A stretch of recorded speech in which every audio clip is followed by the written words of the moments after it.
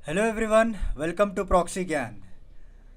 मेरा नाम शबाज है दोस्तों। उम्मीद करता हूँ आप सब अच्छे होंगे और एग्ज़ाम्स के लिए अच्छे से तैयारी कर रहे होंगे दोस्तों। आज का जो हमारा टॉपिक रहेगा वो रिलेटेड टू एक इंटरनेशनल करंट अफेयर के बारे में आज हम डिस्कस करेंगे। अभी तक आपने न्यूज़ में देखा होगा कि फ्रांस और यूके के बीच में थोड़ा बहुत तनाव चल रहा है, right, regarding to Jersey Island को लेकर। तो सारा कुछ मैं आपको बताऊंगा, मैप के ज़रिए में भी मैं आपको दिखाऊंगा। तो अभी रिसेंटली क्या हुआ है, जो यूके के जो प्राइम मिनिस्टर है बोरिस जॉनसन जी, उन्होंने 2 वेजल्स को सेंड किया है जर्सी को, ताकि कहीं ब्लॉकेड ना हो जाए फ्रांस के शिप्स आकर वहाँ पे। तो क्या ये इशू है, आज हम डिटेल में डिस्कस करेंगे, क्योंकि इंटरनेशनल करंट अफेयर के बारे में भी आपको ज़्यादातर इसके मैप के रिलेटेड क्वेश्चन पूछ सकते हैं, क्योंकि यहाँ पे जो जर्सी आइलैंड है वो it located at English channel के पास। ओके, तो इस तरह से लोकेशन जो स्ट्रैटेजिक इंपॉर्टेंस हैं, तो ये आपको डायरेक्टली एग्जाम में पूछने के कई सारे चांसेस हैं। तो चलिए मैं आपको लास्ट में मैप भी दिखाऊंगा, पहले हम इस इशू के बारे में पढ़ लेते हैं। तो आगे बढ़ने से पहले मैं आपको एक छोटा सा रिमाइंडर देना चाहता हूं दोस्तों, उसके बाद हम हमारे लेक्चर को स्टार्ट कर देंगे। हाय, दिस इज वेरोनिका। अब आप मेरे साथ one on one zoom session book कर सकते हैं कॉम्पिटिटिव एग्जाम काउंसलिंग के लिए। जिस तरह आपके बहुत सवाल रहते हैं कि कॉम्पिटिटिव एग्जाम्स के लिए क्या ऑप्शनल लिया जाए, आंसर राइटिंग कैसे किया जाए, उसके लिए मैं आपको काउंसलिंग दूंगी आपके पर्सनल स्ट्रेंथ्स और वीकनेस पे based. So see you there only on proxygyan.com। Thank you. तो जैसा कि आप सभी लोगों ने देखा, हमारे जो एक्सपर्ट एजुकेटर है वेरोनिका जी, उनके ज़रिए से आपको एग्जामिनेशन काउंसलिंग प्रोवाइड की जाएगी। आप हमारा वेबसाइट विजिट कीजिए www.proxygyan.com। वहाँ पे आपको सारे डिटेल्स मिल जाएंगे दोस्तों। आप अपने टाइम और रिक्वायरमेंट के हिसाब से इस सेशन को बुक कर सकते हैं। तो लेट्स बिगिन। तो जैसे मैंने आपको बताया स्टार्टिंग स्लाइड में ही कि बोरिस जॉनसन जो यूके के प्राइम मिनिस्टर हैं, उन्होंने क्या किया, 2 रॉयल नेवी पेट्रोल बोट्स को भेज दिया है, ताकि जो जर्सी जो आइलैंड है वहाँ पे कोई ब्लॉकेड ना क्रिएट कर दें by French fishing vessels. Okay, क्योंकि अभी देखिए ये जो ब्लॉकेड होने वाला है वो इंग्लिश चैनल के पास होने वाला है दोस्तों। अगर इन केस अगर ब्लॉकेड होता है तो इसको प्रिवेंट करने के लिए बोरिस जॉनसन जी ने 2 रॉयल नेवी शिप्स को वहाँ पे भेजा है, जिसका नाम है HMS Severn and HMS Tamar. Okay, जो कि वेनेसडे और थर्सडे यानी कल ही इसको डिप्लॉय किया गया था। कल शाम में ये न्यूज़ आई थी, ताकि दोनों के बीच में जो तनाव चल रहा है इस वाटर्स को लेकर, इसको हम प्रोटेक्ट कर सकें। ओके, तो देखिए मसला क्या था एक्चुअली। तो इससे पहले मैं आपको इस शिप के बारे में थोड़ा बता देता हूँ। HMS तमार जो है एक एक लार्ज वेजल है, one of the large 2 vessels have additional 2 mini guns, वहाँ पे इसको लोकेट किया गया है।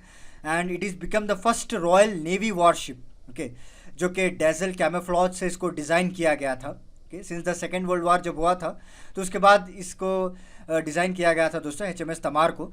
और इसकी जो खासियत है वो स्पीड और उसका डायरेक्शन, उसका एक्यूरेसी जो हम कहते हैं, उसकी खासियत ये माना जाता है। तो इसीलिए यहाँ पे सिर्फ पेट्रोलिंग के लिए भेजा गया, ऐसा नहीं कि कोई वार छेड़ दे वहाँ पे जाके, बस निगरानी के लिए भेजा गया है कि वहाँ पे जाकर कोई ब्लॉकेड ना हो by French fishing vessel. Okay, तो इससे पहले ऐसे कई सारे इंसिडेंट चले हैं। ऐसा नहीं कि पहली बार इस यूके और फ्रांस को दोनों इस इंग्लिश चैनल को लेकर तनाव चले थे। इससे पहले 1970 की अगर बात करें तो वहाँ पे भी दोनों ब्रिटिश वेसल और आइसलैंडिक फिशर्स के बीच में इस तरह से वायलेंट क्लैशेस देखने को हम लोग को मिला है।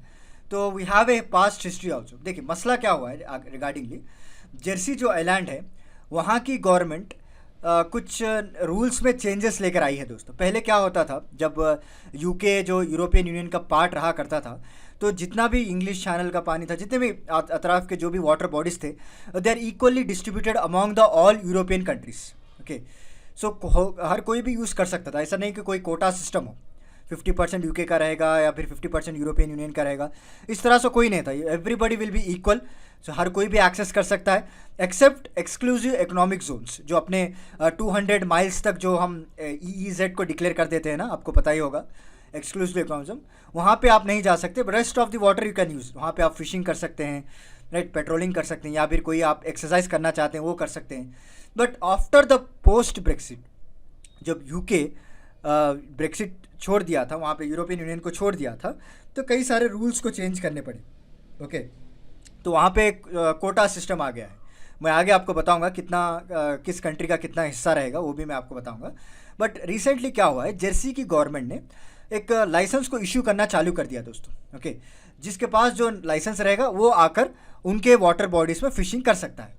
अब फ्रेंच का ये कहना है कि हम लोगों को ऐसा कोई इन्फॉर्मेशन नहीं है और इससे पहले भी हम यहाँ पे आकर फ़िशिंग करते थे, कई सारा हमारा रेवेन्यू जनरेट हुआ करता था इस वाटर से। तो रातें रात अब इस तरह से लाइसेंस को इशू करना ये अच्छी बात नहीं है। ओके, ये हमारे पास जो है कोई कम्युनिकेशन नहीं आया, प्रॉपर कोई चैनल नहीं है, और इस तरह से और जर्सी साफ साफ मना कर दिया है कि हम आपके जो जितने भी शिप्स हैं उसको हम हमारे वाटर्स में अलाउ नहीं करेंगे। तो उसके रिवोल्ट में फ्रांस ने ये कहा कि हम जो इलेक्ट्रिसिटी आपको सप्लाई कर रहे थे जर्सी आइलैंड को वो कट ऑफ कर देंगे। ओके, सो उसको कट ऑफ करने की इन्होंने धमकी दी। तो इसी तरह दोनों के बीच में तनाव चलते आ रहे हैं। तो फ्रांस कहीं इस इंग्लिश चैनल और आसपास के जितने भी वाटर बॉडीज उसको ब्लॉक ना कर दे, यूके ने 2 पेट्रोल वेसल्स को भेजा है। तो अभी आपको क्लियरली समझ में आ रहा होगा, राइट? तो पहले मैंने आपको न्यूज़ बता दिया, उसके बाद मैंने क्या स्टोरी थी वो बताया। तो चलिए देखते हैं क्या क्या रूल्स लेकर आए हैं इन्होंने। देखिए, ये बोट जो प्रोटेस्ट कर रहे हैं ना अगेंस्ट न्यू फिशिंग रूल्स, जो मैंने अभी आपको बताया कि जर्सी की गवर्नमेंट ने नए लाइसेंस को इश्यू करना चालू कर दिया है, जो कि लास्ट वीक इन्होंने इंट्रोड्यूस किया गया था। बिकॉज इनका ये कहना है कि ये ऐसा नहीं कि इनके मर्जी से कोई लाइसेंस इशू कर रहे हैं, बट जो दोनों के बीच में जो डील साइन हुई थी ना, यूके और यूरोपियन यूनियन, जब यूके ने एग्जिट किया था यूरोपियन यूनियन से, तो दोनों के बीच में फिशरी लॉस साइन हुए थे। ओके, उसके तहत इन्होंने लाइसेंस को इशू किया है जर्सी। सो जर्सी का कहना ये है कि हमने कोई रूल्स को वायलेट नहीं किया है, एज़ पर द एग्रीमेंट हमने रूल्स को जो लाइसेंस को इशू किया है। और फ्रेंच वालों का ये कहना है कि हम तो कई सालों से, हमारी कई पास्ट हिस्ट्री रह चुकी है इस जर्सी वाटर में। इस तरह से आप अचानक से कुछ न्यू टेक्निकल मेजर्स लेकर आना without any communicating to you, तो इस तरह से कुछ माना नहीं जाएगा। उनकी नज़रों में ये जो सारे रूल्स हैं वो नल एंड वॉइड है। नल एंड वॉइड का मतलब क्या है? मतलब there are no such rules. वो उनकी जो अथॉरिटीज़ है वो इस रूल्स को मान ही नहीं रहे। तो यहाँ पे जर्सी ने कई सारे लाइसेंस को इशू किया और वो लोग मान नहीं रहे हैं, और वे धमकी दे रहे हैं कि इलेक्ट्रिसिटी को कट ऑफ कर देंगे या आपके जो मेन रूट्स है उसको ब्लॉक कर दिया जाएगा। तो उसको रोकने के लिए अभी 2 पेट्रोल शिप्स को भेजा गया है। तो चलिए थोड़ा बहुत हम हिस्ट्री के बारे में भी जान लेते हैं। देखिए, यूके फिशिंग कोटास एक्चुअली कौन ओन करता है, ये इंपॉर्टेंट चीज़ है। क्योंकि जब ब्रेक्सिट में यूनाइटेड किंगडम था, जो ब्रिटेन था, तब कोई भी इशू नहीं था दोस्तों।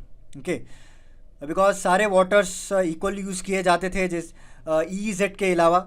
बट आफ्टर द एग्जिट, जब ब्रिटेन ने एग्जिट किया तो कई सारे रूल्स को चेंज करने पड़े। जब जनवरी 1 2021 में जब ये डील फोर्स में आई थी, तो यूके जितने भी वाटर बॉडीज़ हैं वहाँ पे कोटा सिस्टम आ चुका है। ओके, इस कोटा सिस्टम के अंडर कई सारे वाटर बॉडीज़ यूके के अंडर आ चुके हैं। यानी लार्जेस्ट कोटा, सपोज आप 100% मान लीजिए वाटर बॉडी का, तो more than 55% of the water bodies comes under the UK. जैसे कि इन्होंने मेंशन भी किया है, 160 million pounds of England fishing quota is owned by the company based in Iceland, Spain, Netherlands. Okay, this amounts to 1,30,000 tons of fish.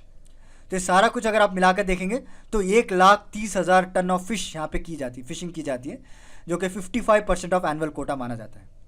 Okay, सो ये quota system जो ऐसा नहीं कि सिर्फ यूके और सिर्फ थोड़े कंट्रीज़ में बटा हुआ है। सो कई सारे जितने भी कंट्रीज़ हैं यूरोपियन यूनियन के, उनके सारे बीच में बांटा गया था। बट इस कोटा सिस्टम को अभी आने वाले कुछ सालों तक इसको इसी तरह रखा गया है। तब तक जो है अनलेस एंड अनटिल यूके आपको परमिशन ना दे, आप उनके वाटर्स में नहीं जा सकते या आप उनके वाटर्स में फ़िशिंग नहीं कर सकते, जब तक आप उनके साथ कोई इकोनॉमिक लिंक ना हो। यहाँ पे क्लियरली मेंशन किया गया है करंट रूल्स जो है, जब तक एक वेसल 100% फॉरेन ओन्ड हो, या फिर कोई फ्रांस की वेसल ले लीजिए, जर्मनी की वेसल, कोई भी फॉरेन ओन्ड हो, they must have a economic link to the UK. Okay, economic link अगर है यूके के साथ, तभी जाकर ये लोग परमिशन देंगे कि वो अपने वाटर्स में आकर फिशिंग कर सकते हैं। ओके, तो बेसिकली इन्होंने 5 कंडीशन रखी हैं, जो कि जितना भी इनकी लैंडिंग है ना, वो more than half there catch होना चाहिए एट यूके पोर्ट्स। ओके, और उसमें ज़्यादातर आपको ब्रिटिश क्रूज रहना चाहिए। इस तरह से इन्होंने कई सारे रूल्स बना दिए after the Britain has been exit from the European union. तो इसको लेकर कई सारे कंट्रीज़ नाराज़ हैं, क्योंकि उनका जो पहले फ़िशिंग रेवेन्यू था वो बहुत ही ज़्यादा हुआ करता था। तब तो कोई रूल्स एंड रेगुलेशन नहीं थे, कोई भी कहीं भी जाकर फ़िशिंग करके आके कई टन्स ऑफ फिश को ये लोग बेचा करते थे। जब ये डील साइन हुई, जब फिशरीज एक्ट को लाया गया था, ओके, जो फिशिंग एक्टिविटीज़ के एक पर एक कंट्रोल रखा गया है थ्रू यूके, और कई सारे कंडीशंस लगा दिए गए। जब आपकी वेसल 100% फॉरेन ओन भी हो, बट आपको इकोनॉमिक लिंक होना चाहिए यूके के साथ, और उसके साथ जो है मेजॉरिटी आपको ब्रिटिश क्रूज होनी चाहिए उसमें, अगर आप फिशिंग करना चाह रहे हैं, राइट। और मोर देन हाफ जो अभी आप फिशिंग करते हैं। सो मोर देन हाफ आपको यूके पोर्ट्स में ही आपको रखना पड़ेगा, ऐसा नहीं कि वापस आप अपने कंट्रीज़ को लेके जा सकते। तो ये डील कब तक चलेगी दोस्तों, ये वेरी इंपॉर्टेंट पॉइंट है। ओके, देखिए यूरोपियन यूनियन के बोट्स जो है विल कंटिन्यू टू फिश, ऐसा नहीं कि उनको कंप्लीटली बैन कर दिया गया है इनके वाटर्स में, they will continue to fish, but they have some quota system, जैसे मैंने आपको अभी बताया। तो ये जो कोटा सिस्टम है दोनों के बीच में जो साइन हुआ था वो 2026 तक इसी तरह चलता आएगा। ओके, 2021 यानी इसी साल जो अग्रीमेंट साइन हुआ है, यहाँ से लेकर आने वाले 5 साल तक इस तरह फिशिंग की जाएगी इन कोटा सिस्टम। और उसके बाद जो है दोनों के बीच में फिर से टॉक्स होंगे, एनुअल टॉक्स किया जाएगा, उसके ऊपर फिर कितना डिवाइड करना पड़ेगा या क्या क्या रूल्स लाएंगे वो 2026 में हम लोगों को पता चलेगा। But till then so whatever the quota system is going on between, sharing system जो भी है उसको ये कंटिन्यू रखेंगे।